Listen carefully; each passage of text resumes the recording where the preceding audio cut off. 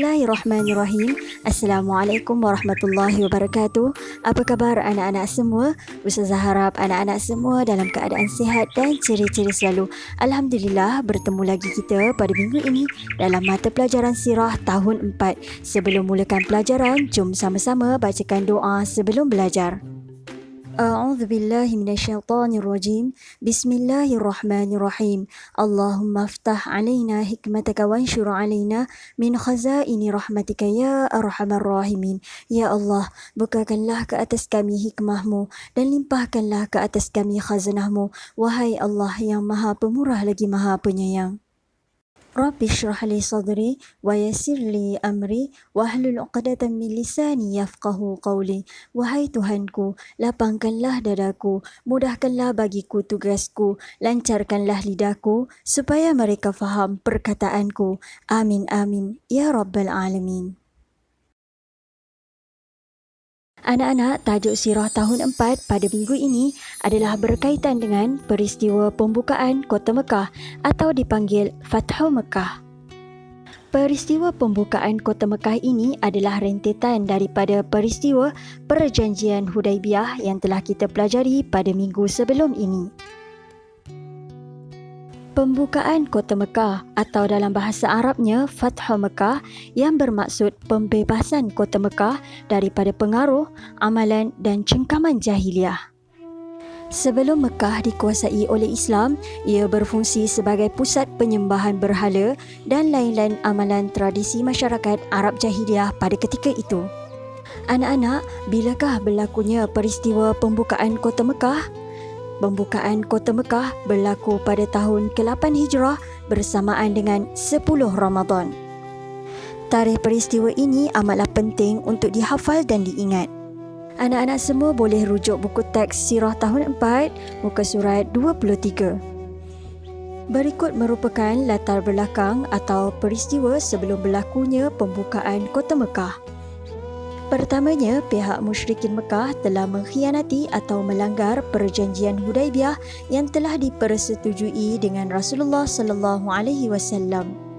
Yang kedua, kaum Quraisy telah membantu Bani Bakar menyerang dan membunuh Bani Khuza'ah yang telah mengadakan bai'ah dengan Rasulullah sallallahu alaihi wasallam. Serangan itu telah mengorbankan 20 orang penduduk Bani Khuza'ah. Kemudian mereka menghantar utusan untuk memberitahu perkara tersebut kepada Rasulullah sallallahu alaihi wasallam. Anak-anak, siapakah Bani Khuza'ah dan siapakah pula Bani Bakar? Bani Khuza'ah ialah kaum yang membuat perjanjian dengan Rasulullah sallallahu alaihi wasallam bersama orang-orang Islam. Manakala Bani Bakar pula ialah kaum yang membuat perjanjian dengan orang musyrikin Mekah. Jika ada sesuatu perkara yang tidak diingini berlaku kepada Bani Khuza'ah, Rasulullah sallallahu alaihi wasallam bersama orang-orang Islam akan membela nasib mereka. Begitu juga dengan Bani Bakar. Jika sesuatu perkara berlaku kepada kaum tersebut, orang kafir Quraisy akan membela nasib mereka. Apabila utusan yang dihantar oleh Bani Khuza'ah datang menemui Nabi Muhammad sallallahu alaihi wasallam dan memberitahu baginda perkara yang telah terjadi, Rasulullah sallallahu alaihi wasallam mengemukakan 3 pilihan terhadap orang kafir Quraisy. Yang pertama, mereka dikehendaki membatalkan perjanjian dengan Bani Bakar. Yang kedua, orang kafir Quraisy dikehendaki membayar diat kepada waris Bani Khuza'ah yang telah terbunuh. Diat bermaksud pampasan atau ganti rugi kepada keluarga si mati. Dan yang terakhir, terbatalnya perjanjian Hudaibiyah dan berperang dengan orang Islam. Orang kafir Quraisy memilih untuk membatalkan perjanjian Hudaibiyah dan berperang dengan orang-orang Islam. Baginda Nabi Muhammad sallallahu alaihi wasallam memerintahkan kaum muslimin bersiap sedia untuk membuat persiapan berangkat ke Mekah. Baginda merahsiakan tujuan dan pergerakan mereka. Seramai 10,000 orang Islam menuju ke Mekah bersama-sama dengan Nabi Muhammad sallallahu alaihi wasallam. Dalam perjalanan, Rasulullah sallallahu alaihi wasallam berhenti di Marah Zahran dan mendirikan khemah untuk bermalam di situ. Rasulullah sallallahu alaihi wasallam telah menyusun strategi dengan teliti agar dapat memasuki kota Mekah tanpa pertumpahan darah. Antara strategi Rasulullah sallallahu alaihi wasallam, baginda telah mengarahkan setiap pasukan menyalakan unggun api yang besar bertujuan untuk menimbulkan rasa gerun kepada musyrikin Mekah. Strategi ini telah berjaya melemahkan semangat musuh. Ketika Abu Sufyan keluar meninjau tentera Islam, beliau merasa kekuatan Islam sangat kuat dan tidak mungkin dapat menewaskan mereka. Di pertengahan jalan pula, beliau terserempak dengan Al-Abbas yang baru memeluk Islam. Setelah mendengar penjelasan Al-Abbas, Abu Sufyan terbuka hati untuk menerima kebenaran Islam. Akhirnya, Al-Abbas membawa Abu Sufyan berjumpa dengan Rasulullah sallallahu alaihi wasallam dan beliau memeluk Islam. Pada pagi hari Jumaat 10 Ramadan, Rasulullah sallallahu alaihi wasallam mula masuk ke Mekah sambil menundukkan kepala dengan penuh tawaduk dan rendah diri bagi menzahirkan kesyukuran atas kemenangan yang dikurniakan oleh Allah Subhanahu wa taala. Tentera Islam memasuki Mekah melalui 4 penjuru yang telah ditetapkan oleh baginda Nabi Muhammad sallallahu alaihi wasallam. Terlebih dahulu, baginda mengisytiharkan tawaran kepada penduduk kota Mekah.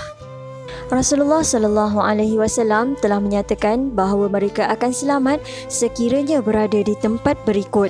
Yang pertama, sesiapa yang memasuki rumah Abu Sufyan akan selamat. Yang kedua, sesiapa yang memasuki Masjidil Haram akan selamat. Yang ketiga, sesiapa yang memasuki rumah sendiri akan selamat. Pengisytiharan ini telah menggemparkan musyrikin Mekah dan semakin mereka lemah untuk menentang Rasulullah sallallahu alaihi wasallam.